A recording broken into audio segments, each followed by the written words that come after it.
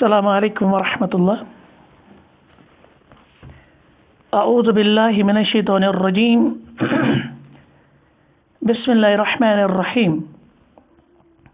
الحمد للہ الذی ہدانا لہذا وما كنا لنهتدي لولا ان هدانا الله. اما بعد. یُس اَسہِ درس چھُ وٕنکٮ۪نس یہِ چھُ اَسہِ اصوٗل الغزو الفکری اور اَسہِ ٲسۍ پران کہ کیف نقاوم الغزو الفکری. أسۍ کِتھ پٲٹھۍ ہٮ۪کو اَتھ یُس آیڈیالوجیکل انویجن چھُ یہِ نظریتی جنگ یہِ حریف سون دشمن أمِس کِتھ پٲٹھۍ ہٮ۪کو أسۍ مقابلہٕ کٔرِتھ اور اَتھ منٛز وٕچھ اَسہِ پنٛنہِ کمزوٗری اور اَتھ منٛز ٲسۍ أسۍ وٕچھان وۄنۍ پنٕنۍ یِم اَسہِ سٹرانٛگ پویِنٹٕس چھِ یِم أسۍ بطور ہتھیار ہٮ۪کو استعمال کٔرِتھ. اور سابقہ درس میں ہم نے بات کی تھی کہ سٲنۍ ترٛےٚ ادار یِم چھِ فعال بناوٕنۍ. اگر یِم فعال بنے یِمو کوٚر پنُن کردار ادا تو کسی حد تک ہم اس غزو فکری کا مقابلہ کر سکتے ہیں. اس میں سے کون کون سا ادارہ ہے؟ نمبر 1 جو ہمارے مساجد ہے، اور مساجد کا کیا رول بنتا ہے اس پہ ہم نے بات کی. اور نمبر 2 جو ہمارے مدارس ہے، اس پہ ہم آج بات کریں گے. اور نمبر 3 جو ہمارے خانقاہ ہے، یہ کون سا کردار ادا کر سکتے ہیں تاکہ ہم اپنے دشمن اپنے حریف کا مقابلہ کریں. دیکھیے اس بات میں کوئی شک نہیں کہ جو دینی مدارس کے طلباء و طالبات یا جو معلمین یا معلمات ہوتی ہے یا دعوتی میدان میں جو ہمارے مبلغین اور مبلغات یعنی ہمارے حفاظ ہوتے ہیں، حافظات یا قرہ قاریات یا خطبہ کرام علماء کرام مفتیان دین یا ہمارے مشائق، یہ سارے کے سارے علوم نبوی صلی اللہ علیہ وسلم کے وارث ہیں اور امین ہیں. اور جو ان مدارس میں جو تعلیم دی جاتی ہے نا، اس کی ابتدا سیدنا آدم علیہ السلام سے ہوئی. وعلم آدم الاسماء كلها ثم عرضهم على الملائکہ. اور پھر اللہ کے رسول علیہ السلام نے جو صف، کیونکہ آپ کو معلوم ہے مسجد نبوی کے احاطے میں کچھ اصحاب کچھ صحابہ وہ اس صفحہ میں جو چبوترا تھا ون تو اخ ٹینٹ اوس یہ مسجد نبوی متصل دیتمت یہ 24 گھنٹے اتھ مز روزان. تو یہ اللہ کے رسول علیہ السلام کی پہلی یونیورسٹی تھی. اور پھر وقت کے ساتھ ساتھ آپ دیکھتے ہیں پھر دینی تعلیم علیحدہ ہو گئی اور دنیاوی تعلیم یعنی اس میں تقسیم ہو گئی. اب دینی تعلیم کے ادارے الگ ہیں اور دنیاوی تعلیم کے ادارے. لیکن آپ دیکھتے ہیں کہ جو دنیاوی تعلیم جو مثال کالجوں میں ملتی ہے، یونیورسٹیوں میں ملتی ہے، اسکولز میں ملتی ہے، ایسا مائنڈ سیٹ بنایا گیا ہے مسلم معاشرے میں بھی، وہ ان دینی اداروں کو جہالت کی یونیورسٹی کہتے ہیں. جیسے آیا روز آپ دیکھتے ہیں کہ جو نا یہ لبرل ٹائپ کے لوگ ہوتے ہیں، یم اہل مدارسن ونان تو چھو جاہل، ملا لفظ استعمال کرتے ہیں، جاہل مولوی کا لفظ استعمال کرتے ہیں، جہالت کی یونیورسٹی کہا جاتا ہے. بہرحال اگر ہم دیکھیں گے نا، ہمارے تقریباً جو سچر کمیٹی کی رپورٹ ہے نا، سچر کمیٹی کی رپورٹ اصل میں ہندوستان میں جو مائنارٹیز ہے ان پہ بنائی گئی کہ ان کی جو سوشل یا اکنامیکل سٹیٹس ہے وہ کیا ہے. تو اس میں سب سے پسماندہ پتہ ہے کون ہے؟ اس کمیٹی میں جو رپورٹ آگے آئی وہ ہے مسلمان. اور مسلمانوں کے تقریباً اس رپورٹ کے مطابق 97% جو مسلمانوں کے بچے ہیں وہ کن میں پڑھتے ہیں؟ دنیاوی اداروں میں یعنی کالجز اور یونیورسٹی میں. صرف 3%، بلکہ میں کہوں گا آج اس سے بھی کم ہے، کیونکہ آیا روز ہم دیکھتے اس میں کمی آ رہی ہے، میٹیریلزم کا غلبہ ہو رہا ہے، تو روحانی اسپریچولیٹی یہ کم ہوتی جا رہی ہے. نتیجتاً جو یہ دنیاوی اداروں سے پڑھتے ہیں نا، یہی لوگ پھر کیا کہتے ہیں اس کو، عدالتوں میں، پارلیمنٹ میں، سکولز میں، کالجز میں، دیگر اداروں میں یہی نوکریاں کرتے ہیں نا. اور جو بیچارے دینی اداروں سے نکلتے ہیں وہ ایک تو مشکلات میں زندگی بسر کرتے ہیں، اور لیکن یاد رکھیے آپ سبھی لوگ انہی کے علم کے محتاج ہیں، انہی کے علم کے محتاج ہیں. اگر تھوڑا سا ہم ان کا معاشرتی رول دیکھیں گے نا، یعنی یہ معاشرے میں کون سا کردار ادا کرتے؟ کون؟ دینی مدارس. تو تھوڑا سا ہم اس میں دیکھیں گے. دیکھیں آج کے حالات ہند تجزیہ آسن. اگر آپ حالات کا تجزیہ کریں گے نا تو جو اسلام دشمن ہے نا، اسلام دشمن یہود بھی ہو سکتا ہے، اسلام دشمن نصارہ بھی ہے، اسلام دشمن ہنود بھی ہے، ہاں یہ بت پرست وغیرہ، یہ آئیڈل ورشپ والے، یہ سارے کے سارے یہ اس وقت مسلمانوں کو دو سمتوں سے، دو ڈائریکشنوں سے اس وقت حملہ کر رہے ہیں. ایک عقیدی اعتبار سے، فکری لحاظ سے، کیونکہ آیا روز آپ دیکھتے ہیں کہ یہ کس طرح سے اسلامک ٹیچنگز کو مشکوک بنا دیتے ہیں.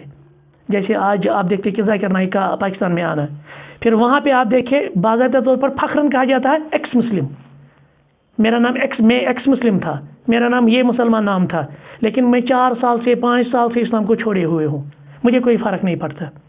اچھا یہ ذہنیت ایک تو عقیدی اعتبار سے اور فکری اعتبار سے ایک تو اسلام پر یا مسلمانوں پر یلغار ہے، اور دوسرا اس باطل نے کیا کیا، اس نے مسلمانوں کو جنسی بے روی اور فحاشی کے سیلاب میں بہانے کی کوشش کر رہا ہے.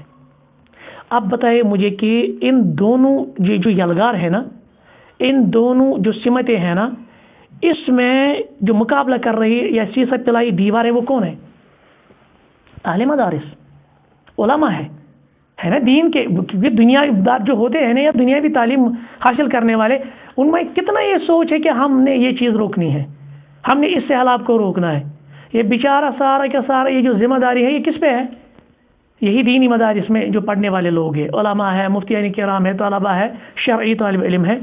اور پھر آپ دیکھیے مدرسوں کا نظام، اس کو تو گورنمنٹ نہیں چلاتی ہے نا. ہمارے یہاں آپ دیکھ لیجئے، کیونکہ یہ سیکولر کانسٹیٹیوشن یہاں پہ ہے، سیکولر ٹائپ کی حکومت ہے یہاں پہ. یہاں تو مذہب کو تو وہ مسئلہ ہے، یہاں کہاں گورنمنٹ مذہب کو یعنی سپورٹ کرے گی. اب دیکھیں آپ یہ دینی مدارسوں کا سروائیو کرنا، یہ سب سے بڑا میں سمجھتا ہوں معجزہ ہے. آج دینی مدارس کس طرح سروائیو کرتے ہیں، کیونکہ ان میں لاکھوں کے طلبہ ہے، اور لاکھوں طلبہ کے لیے روزانہ آپ دیکھیے تو عام ہاں سونے کا انتظام، ان کے قیام کا انتظام، یہ سارا ایک الحمدللہ ایک سیٹنگ میں ہو رہا ہے. اور آج تک ہم دیکھتے کہ انہوں نے کسی سرکاری جو ہے وہاں سے انہوں نے کوئی مدد یا کوئی سپورٹ لینے کی کوشش بھی نہیں کی ہے، بس اپنے بل بوتے پہ چلتے ہیں. اور پھر اس کے بعد آپ دیکھیے دعوت و اصلاح کا کام کرتے ہیں. اس کے بعد بھی آپ دیکھ لیں کہ کیا کہتے ہیں ان کو، عبادات، اخلاق، مذہبی کردار کا تحفظ کرتے ہیں. اور اسی طرح سے آپ دیکھتے ہیں خاندانی نظام، اسلامی کلچر، اس کی حفاظت کرتے ہیں. اور غیر اسلامی جو ثقافت کلچر ہے اس کے مقابلے میں ایک مضبوط حصار کی حیثیت رکھتے ہیں. یہ اہل مدارس کا کام ہے، یہ علماء کا کام ہے، یہ مدارس کا کام ہے. اور یاد رکھیں آپ، میں سمجھتا ہوں، کیونکہ میں بار بار کہتا ہوں ہمارے جو مدارس ہیں نا یہ ہمارے پاور ہاؤسز ہیں. جس طرح ایک گرڈ ہوتا ہے، وہاں سے جنریٹ پاور ہوتا ہے، پتہ پورا علاقہ سے روشنی دیون، یتھے پٲٹھۍ چھِ سٲنۍ مدارس. اگر ان مدارس کو بند کر دیا گیا یا ان مدارس کی اہمیت کو کم کر دیا گیا یا ان مدارس کے خلاف سازشیں کی گئی اور مدارس کو یعنی ڈیویلیو کیا گیا، نتیجہ کیا نکلے گا؟ سون اسلامی تشخص، ہماری اسلامک آئیڈینٹی ختم ہو جائے گی. تو اب دیکھیں آیا روز کتنے انسان مرتے ہیں، آیا روز کتنی مسجدیں ہیں، اور جن مسجدوں میں کیا کوئی ایسی مسجد ہے جہاں اذان نہیں ہوتی؟ کوئی ایسی مسجد ہے جہاں امامت کے لیے ہمیں امام میسر نہیں ہے؟ کیا ایسا جنازہ ہے جہاں ایک امام جنازہ نہیں پڑھاتا؟ یا اسی طرح سے آپ دیکھیے نکاح کی کتنی مجلسیں ہوتی ہیں. الحمدللہ ہمارے یہ مدارس سے نکلے والے لوگ ہیں، یہی تو سماج کا رول ادا کرتے ہیں، ہر ایک کام سماج کا ادا کرتے ہیں. اچھا دیکھیے یہ جو علامہ اقبال اس نا، جب ہم دیکھتے ہیں نا علامہ اقبال کیونکہ کہاں سے اصل میں پہلے پڑے ہوئے تھے، انگلینڈ سے، اور ام سے زبردست چڑ یہ ملا لفظ کرنا استعمال، اور یہ تنزیہ سارکاسٹک جس کو ہم انگلش میں کہتے ہیں نا، تو یہ تنزیہ کرنا لفظ استعمال ملا. لیکن جب یہ کہاں گئے اسپین، جس کو اس وقت اندلس کہا جاتا تھا، آج تو اسپین کہا جاتا ہے، اور اسپین میں اسلام جو ہے نا بطور غالب سیاسی طور پر بھی تقریباً 600-700 سال تک رہا. یہ کوئی چھوٹا عرصہ نہیں ہے. ام پتن یم ساتن پتہ سو اسلامی سویلائزیشن ختم آئی کرنا وغیرہ، پھر علامہ اقبال جب وہاں گئے نا پھر واپس آئے تو علامہ اقبال کے الفاظ کے میں انہی الفاظ میں آپ کو بتاؤں گا.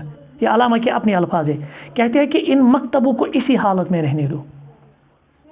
اور تمہ سے تنقید کران یمن دینی درسگاہن دینی ادارن بیس علماء یمن سنم ملا، جب واپس آئے نا تو حالت ہے، کیونکہ وہاں اگر اسلام کا کوئی نام لیوا ہے نا کس کی وجہ سے ہے؟ انہی مدارس کی وجہ سے ہے. کہتے ہیں کہ ان مکتبوں کو اسی حالت میں رہنے دو. غریب مسلمانوں کے بچوں کو انہی مدارس میں پڑھنے دو. اور یہ ایک بالکل ایک تلخ حقیقت ہے. آپ دیکھیں مدارس میں کون لوگ پڑھتے ہیں؟ اکثر غریب طلبہ پڑھتے ہیں. اچھا اگر یہ ملا اور درویش نہ رہے تو جانے کیا ہوگا؟ اگر نہ یہ روز نہ کہیں یم علماء روز کہیں تو پتہ کیا گھے جو کچھ ہوگا میں انہیں اپنی آنکھوں سے دیکھ آیا ہوں. میں وچھ پان اندلسس من سپینس من. اگر ہندوستانی مسلمان ان مدرسوں کے اثر سے محروم ہو گئے، ہندوستان کن کرا نہیں یہ نصیحت، تو بالکل اسی طرح ہوگا جس طرح اندلس میں ہوا. مسلمانوں کی 800 برس کی حکومت کے باوجود آج گرناتا اور قرطبہ کے کھنڈرات اور الحمرہ کے نشانات کے سوا اسلام کے پیروں اور اسلامی تہذیب کے آثار کا کوئی نقش نہیں ملتا. اب کھنڈرات ہے، کہا جاتا ہے کہ ان کھنڈرات سے یہاں کوئی مسلم سویلائزیشن تھی مگر اسلام چھن میں مسلمانوں کی کوئی آئیڈینٹی. لہذا آپ ان مدارس کو خدا را چھوڑ دیجیے، ان کو آپ تنقید نہ کریں، ان کو اپنے وہ غلط رویوں سے یعنی پکارے. اچھا ہندوستان میں بھی آگرہ کے تاج محل اور دلی کے لال قلعے کے سوا مسلمانوں کے 800 سالہ حکومت اور ان کی تہذیب کا کوئی نشان نہیں ملے گا. اور یہی کوشش ہو رہی ہے، باطل یہی کوشش کر رہا ہے کہ مسلمانوں کا یہاں سے نام و نشان مٹا دیا جائے. بلکہ تو پتہ 5 منٹ حکومتی سطح پر کتنے مسلمان اسٹیٹس کا نام چینج کیا گیا اور مساجد میں دعویٰ کرنے کے یہ پہلے ٹیمپلز تھے، لہذا مسلمانوں نے اس کو سوار کی بنیاد پر تلوار کی بنیاد پر قبضہ کیا ہے، لہذا ان کو چھوڑو آپ. اور واریاں مساجد میں بلڈوزر سے لگاؤ. اور یہی اہل مدارس جو اس وقت اس کا دفاع کر رہے ہیں. لیکن حالت یہ ہے کہ ہم ان دینی مدارس کے تئیں آج بھی نگیٹو رول ادا کر رہے ہیں. اگر یہ دینی مدارس نہیں ہوں گے نا تو میں سمجھتا ہوں کہ ہمیں کلمہ پڑھانے والا آگے اگلی نسل جو آئے گی نا ان کو کلمہ پڑھانے والا کوئی نہیں ہوگا، رب کا تعارف دینے والا کوئی نہیں ہوگا، دین کا تعارف دینے والا کوئی نہیں ہوگا، اخلاقی تربیت کرنے والا کوئی نہیں ہوگا، حلال حرام کے مسائل یعنی ان میں تمیز کرنے والا کوئی نہیں ہوگا. یہ آپ یاد رکھیے. اب ہم نے کیا ذمہ داری بنتی ہے؟ اب ہم ان دینی مدارس اور ان کے تئیں ہمیں کیا کرنا چاہیے؟ کچھ ذمہ داری میں یہاں پہ ذکر کروں گا مجموعی طور پر ایک مسلمان امت کو کرنی ہے، ٹھیک ہے نا. فی الحال ہم اپنی وادی میں جو باغیور شخصیات ہیں ان سے ہم مخاطب ہیں، ان کو ہم استدعا کرتے ہیں کہ آپ خدا را ان دینی مدارس کے تئیں اپنی ذمہ داری ادا کریں. کرنا کیا ہے؟ آج مسلمان مخلوق الحال ہے ہر اعتبار سے، پولیٹیکلی بھی، سیاسی طور پر بھی، اقتصادی اکنامکلی بھی اور سوشلی بھی ہے.